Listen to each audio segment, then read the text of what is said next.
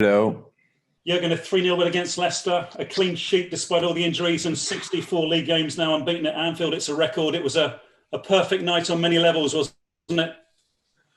Yeah, until Naby left the pitch. Yeah, you're right. The game was really good. But we had to play really good because otherwise you had no chance against Leicester. And the boys did it from the first second. We controlled the game. We passed the right passes, moved in the right spaces, offered direction, passed, used these offers. And so a lot of things were really, really good.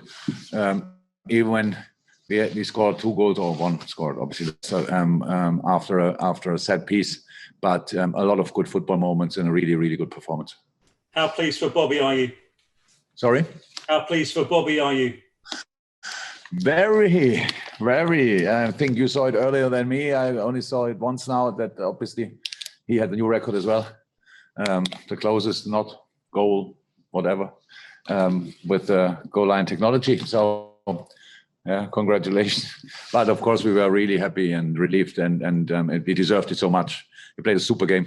Was so important for us tonight again, and you could see in the face of all the players when he scored that everybody thought, yes, exactly the right goal scorer. And just on the Jota goal, there were 30 passes in the build-up to that goal, and he's now scored in his first 4 Anfield games. An incredible goal, an incredible start for Jota's career with you. Absolutely, but especially this goal, he couldn't have scored without an outstanding cross from Andy Robertson.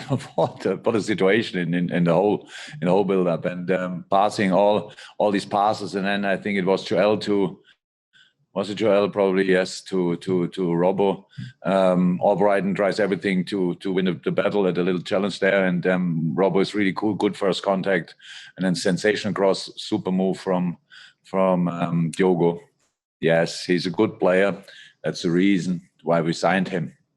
Okay, we've got Dave Maddock. We need some more hands up for people who want to ask in the open, but I've got Paul Joyce as well and James Pearce. So go on, Dave Maddock next. Jurgen, that's a record in the history of Liverpool Football Club for games undefeated at home. And obviously you've passed some incredible sides in Liverpool's history. So how do you feel about that? What does that say about your team? Look, my problem is that in the moment I spoke so much about football, I had so much to think about how we can play the next game and things like this. So it doesn't feel it. Maybe it's not right, but there will be a moment for sure in the future when I think back, and hopefully it will be a different number then, and not only 64. But it's absolutely incredible. But it's all about the boys. It's all.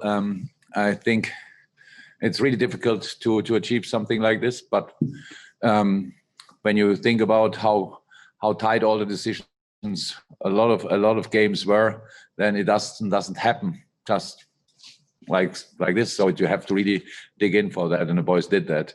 And I totally said it a few times before. We really enjoy playing here. It's our ground, it's our home. Everything feels home, even when the people are not here, which is absolutely what is the right word. Whatever, it's just not. It doesn't feel right, but we have to do it, and we are happy we can play. And so, what the boys put out there on the pitch, performance-wise, is absolutely incredible, and it's the only reason for the number. And obviously, it's pretty tricky and pretty difficult to set records for this incredible club, because our fathers or grandfathers they were obviously pretty good. So having this record now, I'm happy for the players, but it doesn't feel like this in the moment, like a big moment, to be honest, because we play on Wednesday, and that's my actually only concern in the moment. Thanks, Dave. Paul Joyce, and then James Pearce, and that's it as it stands. So, Paul. Hi, Jurgen. So, I was just wondering if I could clarify one thing. Has Mo tested negative today? That's what I've heard. Yeah. Yes, that's a negative today. Yeah, and is it correct that he'll be tested again in 2 days? Is that your understanding? Yeah. I think he's now. I think he's from now on pretty normal in all the testings. So we have tomorrow the UEFA testing for the Champions League. I'm pretty sure he will be in that. He has now he can now train with us tomorrow. Right. And yeah, that's it. I don't know about the second test the day after, to be honest, but that could be It could be the Premier League test already again. Yeah. So yeah, probably there are 2 tests in the next 2 days. So yes, he will be tested, like all of us. Thank you very much. I've just lost James Pearce, which for the last question. Sorry, James, that's my fault. Let me just put you back on the panel. And that's the last question is going to come from James Pearce before we conclude the evening. James, you're on. You need to unmute, James. Hello. Hi, Jurgen. You okay? Hi, James. Jurgen, can I just check what the situation is with Naby in terms of, do you know what he has done? And also, obviously, no Shaqiri in the squad. Come on, James. Where could I know from now? Is it his knee? He felt his hamstring. Hamstring, right. Okay. Okay. That was the question. So he felt his hamstring and was not able to play on. Otherwise, he would have stayed on the pitch.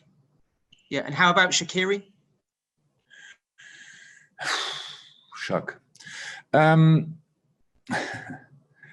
So how I know it, Shaq had a muscle injury at the national team, which he didn't really realize. So now he trained with us. We gave him a day off when he came back. Then he was involved in the session, but it was not fully involved in all these kind of things. So he just did a little bit. After that, he felt a little bit, and then we made a scan, and they found that it was that he has an injury from 5-6 days ago. Nobody knew about that. Not even Shaqiri knew about it, but that's how things sometimes are. And so he was not able to be involved. Fantastic. Okay, guys, thank you very much. Thank you, Jürgen. Thank you.